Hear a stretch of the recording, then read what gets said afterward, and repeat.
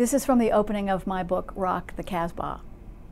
The most important story of the early 21st century is the epic convulsion across the Islamic world.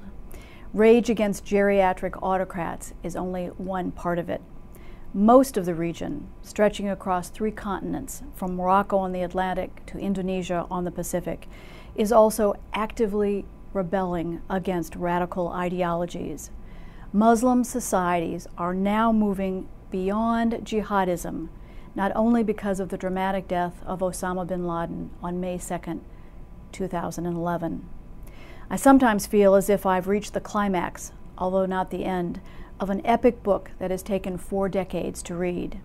Since 1973, I've traveled to most of the region's 57 countries and covered its wars, military coups, revolutions, and terrorism spectaculars.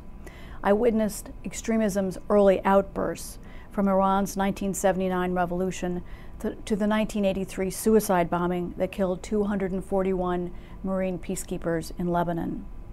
In Afghanistan during the Taliban's rule, I drove the Khyber Pass to Afghanistan, and in Pakistan interviewed members of the murderous Army of the Righteous at their training camp. Over 4 decades, I've interviewed many militants, ideologues, from Hamas leaders in Syria and Gaza to the Hezbollah chief in Lebanon, and Saudi fighters who had fought with Osama bin Laden in Tora Bora. It's been one of the most tumultuous times since Islam was founded in the 7th century. But after a decade defined largely by the 9/11 attacks, the region is finally moving toward a very different denouement.